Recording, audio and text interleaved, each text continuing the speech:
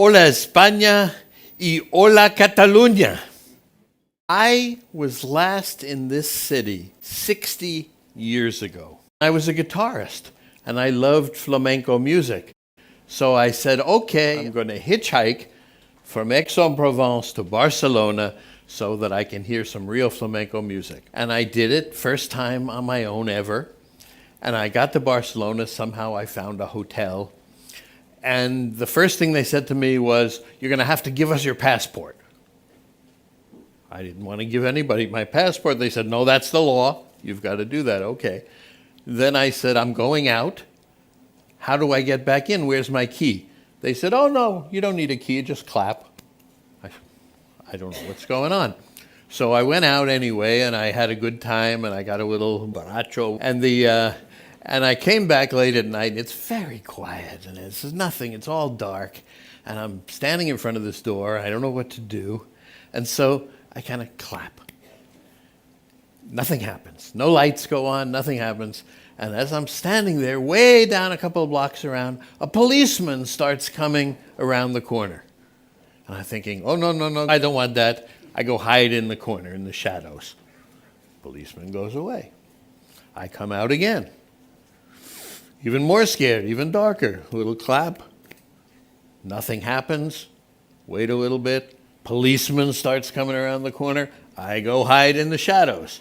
That could have been my whole night. But then a couple came back to the place next door to where I was staying, and they came and they clapped. And guess what? That policeman, who turned out to be a Serrano, came around and he had all the keys to all the houses on the block, and he opened up their house, and I called him over. He opened up my house, and so I finally got in.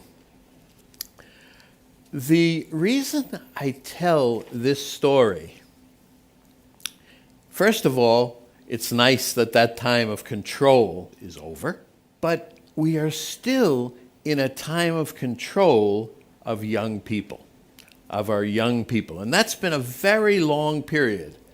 And so just as happened in Spain, where the period of control came to an end, I think what's happening in this time that we are living through is that the period of strict controlling of our young people is starting to end. They're becoming what I call empowered all over the world, and I am here today to tell you that's a good thing, because not everybody thinks that. We're all in one group, and it's full room, and it's really nice to see. We're all in the group that wants to help young people. But let me suggest something further. We're not just here because we want to help kids. I think we're here because we want to help kids move into their future. Years ago, we knew how to do that because we grew up at a time when the parents knew what they were going to do, and the grandparents, they had lived the world. It wouldn't change. The kids would live in more or less the same world, a few changes. So we would know what to expect for them, and we would know that we could give them all the wisdom and all the things that were important. We could just give that to them. And we did. And it took years to do that. We called it education. So here's a picture of what we formerly did. We put stuff into kids' heads. We put it into their heads as parents. We put our values, we put our ideas, we put our feelings. We did it as educators. We put our content and our curriculum that we thought was going to be helpful into kids' heads. We did it as culture. We put all the things that we thought kids should and shouldn't do into the kids' heads. And so that was how we controlled kids. We put things into their heads. But now the kids are moving into a new world.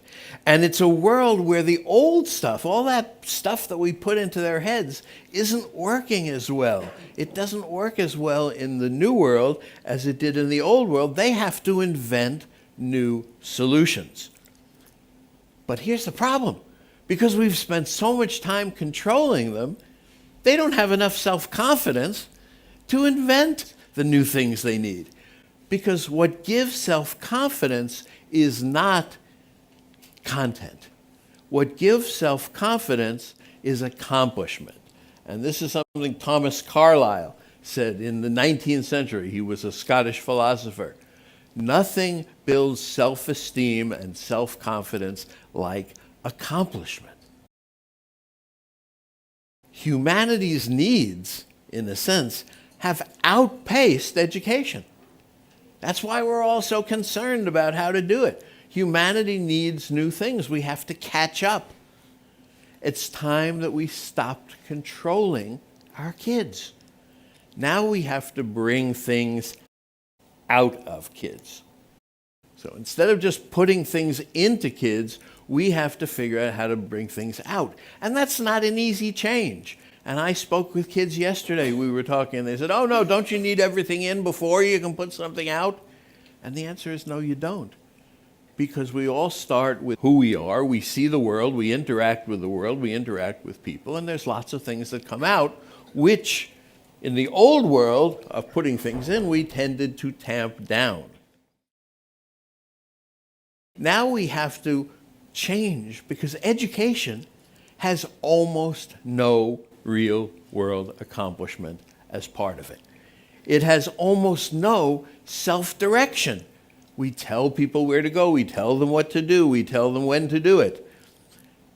Same for EdTech. It has no real accomplishment either. In more and more places, we're in these situations. Our kids grow up in multiple worlds. We used to grow up, we only had two worlds we could grow up in. We could grow up on Earth or we could grow up in our imagination. Now we have a third world. Now we have the cloud. A whole new world is opened up. The kids have powerful symbiotic body parts. A lot of people call them tools. They're not tools, they're body parts. It's symbiosis that's happening. It's not that you've got humans on the one side and technology on the other side. We're coming together in a symbiosis. And these, whatever this technology part of us is, I guarantee you in 20 years it's going to be 1 billion times more powerful. So the symbiosis is going to be much, much stronger. And because of that, our young people have enormous, enormous new capabilities. They can connect with every person who is connected to the web. They can connect with every person on the planet. Greta Thunberg, whom you all know about, if she really wanted to provide change, she could get every single young person in the world to go on strike permanently from school until something got done about the climate. That's the power she has. She hasn't used it yet, but think of the disruption that would cause, and maybe we'd actually get some kind of action. So as a result, they also know that they can do this. Not all of them know that yet. And it's part of our job, and certainly I think of it as my job, to help them understand that they could do this. So let me just show you a video of something that we could do. This is from Design for Change, and these are 3-year-olds.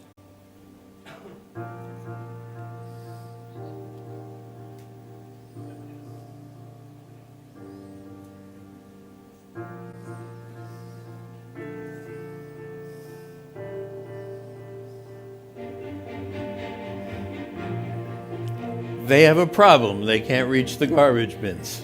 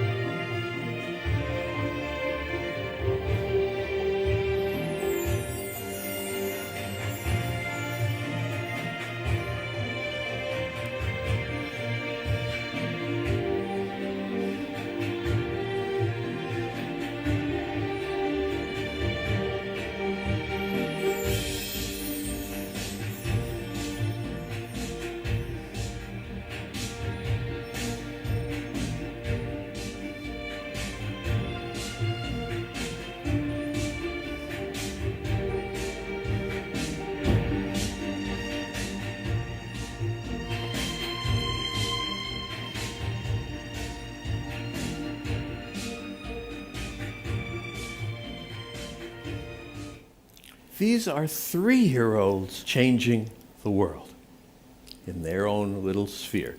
Think about older kids. Think about the kids who are out tracking Elon Musk's airplane or the oligarchs' airplanes around the world. They have enormous, enormous new power. They can do enormous, important things. And the problem is often we don't let them. We control them. We put things into them and into them and into them, and we control them. We say, do this, do that, do the other thing, because this is what we think is good. And you know how I know this is true? Because the worst thing that you can say to a parent or to a teacher, if you really want to hurt them, you say, your kids are out of control. You've lost control. That's the worst insult that we can use. But this period of control is coming to an end, and we all want to give our kids good guidance. But good guidance is now letting things out of kids' heads and not putting them into heads. It's time we helped our young people understand how to do this, that they can do it. It's time to put things into action and to get to this. The way we do that is by letting them choose and accomplish real-world projects. Empowerment is self-direction, you choose, nobody chooses for you, and accomplishment with impact. You know how I reached this conclusion? I just stopped looking at the education system. I stopped saying, oh, how can I incrementally change this? How can I add this? How can I add STEM or STEAM or technology or emotional or social learning? And I started looking at the kids. And what I saw is that they're going to need something different in the mid to late 21st century. They're not going to need content. They're not going to need learning. They're not that partially helps. But what they're going to need is the ability to accomplish stuff in the real world. If they learn in the process of doing that, fantastic. But they don't have to learn it all before they accomplish.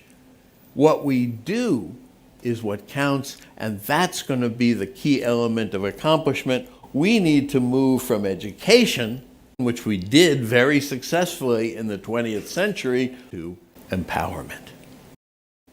I call it Growing Up Empowered. And that's the name of the program that we're doing at the SEC International Schools, and that's what I write about in my book. But now comes the real question, how do we do it? That's what we all want to know. Can technology, which is what we're all here about, can that help empower kids? And not just give them content. And my answer is, of course it can. And we can.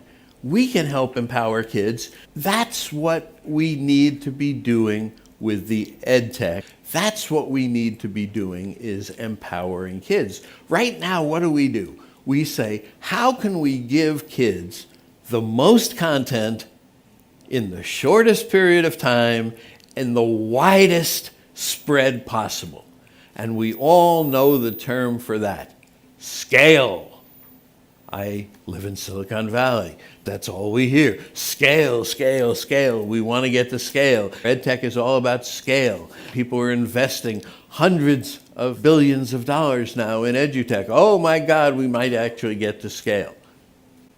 We can do much, much, much better. Our goal can't be to scale content, because the content is not what we need anymore. That's maybe what people are buying. I absolutely understand that. And that may be what people are investing in. I absolutely understand that. But that's not what the kids need. They need to go here, to put their own minds together symbiotically with the technology in order to bring the things out that are going to solve the problems that they see in the world. And God knows, if you're a young person, you see problems. So we need technology that helps that helps them accomplish real projects with real results with measurable positive impact on the world and that makes the world better. So I'm proposing that we create something better than EdTech. I'm proposing that we create EmpoTech, empowering technology. Technology that empowers kids. And what do I mean by that? I mean that with this technology, the young people can accomplish positive things in the world. Right now, they don't. Education doesn't have a positive impact on the world. They go to school for 20 years, and what can they point to? I got a little knowledge, I got some seat time, I got a degree. And I'm now qualified for more education. But how is this going to help? You know, it's interesting because we thought in the 20th century that education was going to really help. And everybody probably has heard Nelson Mandela's comment, education is the most powerful weapon we have to change the world. Yeah, in the 20th century it was, because we didn't have anything better. Now we have empowerment. We have something better. How do we know education hasn't worked? How many of you are familiar with the 17 SDGs, the Sustainable Development Goals of the United Nations? We teach them to all the kids. You know what those are? Those are the epic fails of our generation. We don't have clean water. We don't have equality. We didn't get this. That's what the kids call epic fails. Now it's their turn, and they're going to have to do something about it. And it's not education that's going to do it, in my view. Not delivering more content in new ways with new technology to new people that's going to really help these kids. How many kids like sitting in front of Zoom calls? We just went through this pandemic. Nobody liked it. So I've become more and more convinced that we need to move to EmpoTech, technology that empowers teams of young people to do real-world projects with impact. And when I say teams, we live in a world where those teams don't even have to live in the same country. They don't have to be anywhere near each other because they're connected. But we don't have the technology to do that. We don't have the technology to say, okay, I'm going to join my team that has somebody from every different continent on the world. But we're starting to learn how to do this. And the people from Design for Change who we're working with at the SEC International School at SEC Catalunya, they have a wonderful methodology for this. They've invented something called Feel, Imagine, Do, Share. And they do projects. They've done tens of thousands. And then everybody says to me, lots of educators, well, yeah, but how are we going to assess it? How are we going to measure that? And I said, there's a very simple way. It's called before and after.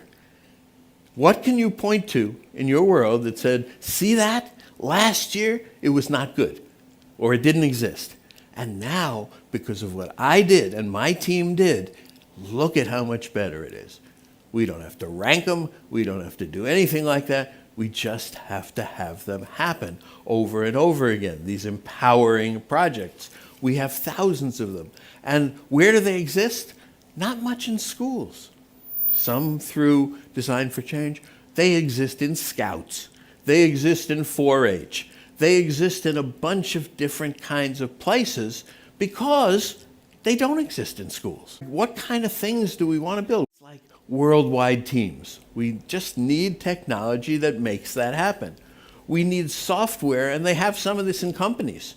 Inside companies, people are doing this. They have it. Just hasn't made it into the education world, but connects them with the problems. So imagine if every company was connected to a series of young people that helped them solve some of their internal problems. There could be simultaneous translation, which we're finally starting to see. We spent all these years teaching this language and that language and which language and that.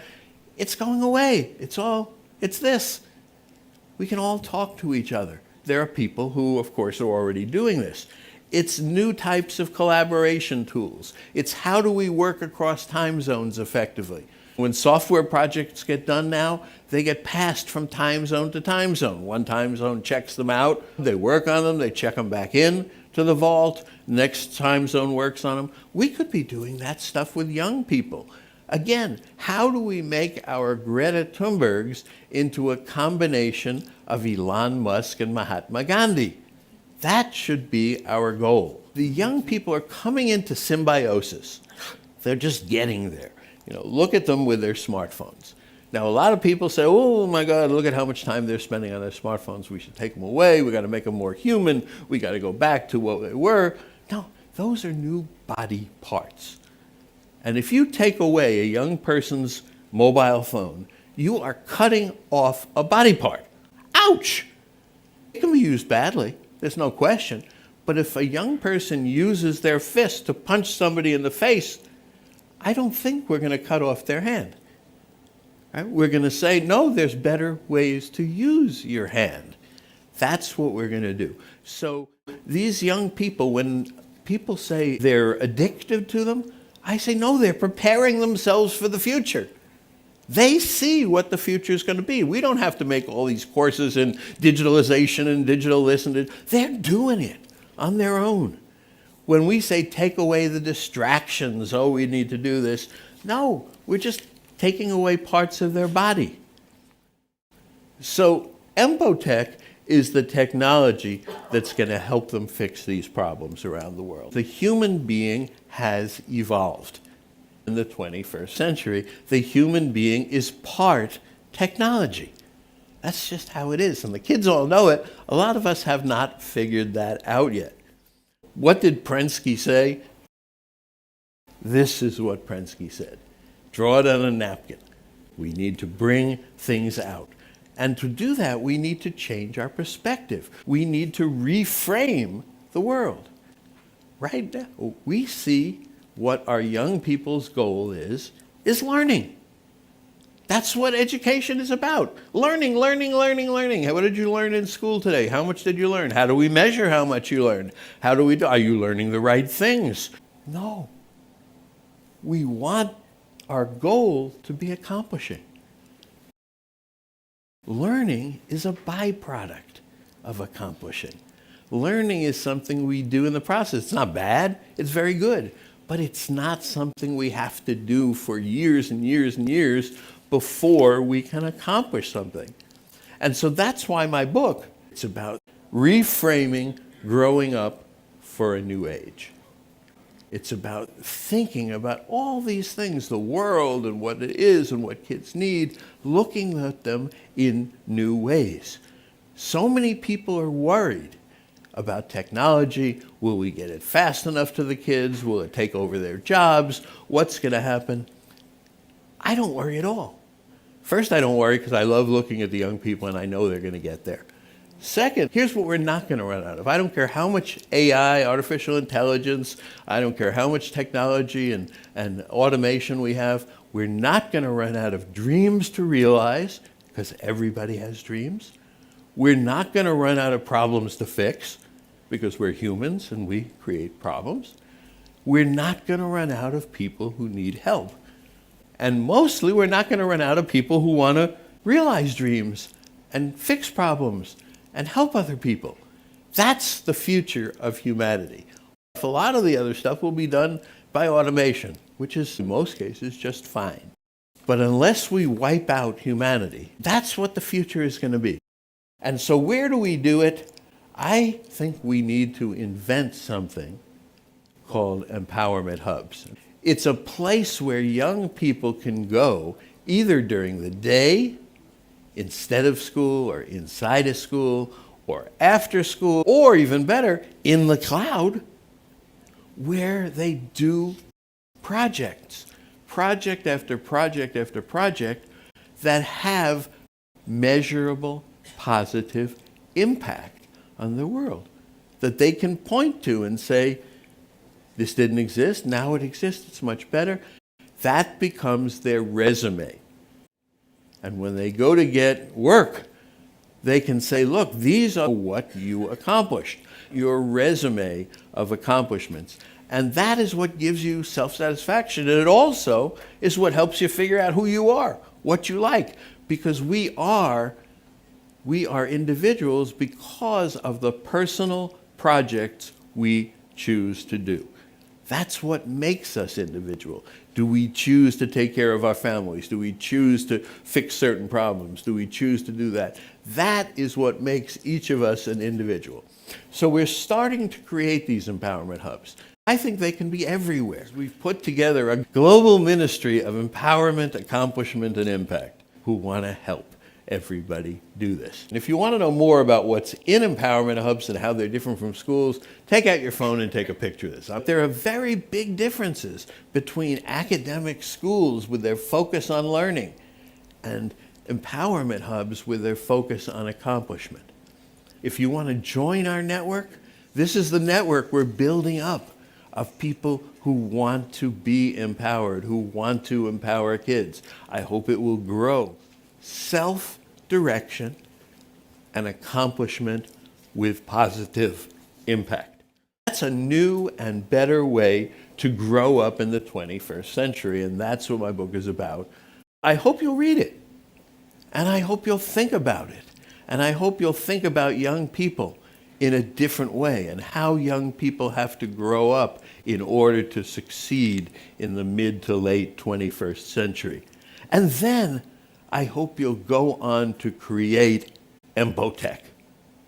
Create it because it doesn't exist today. We want it. I hope you will create the very best EdTech the world has ever seen. I salute you.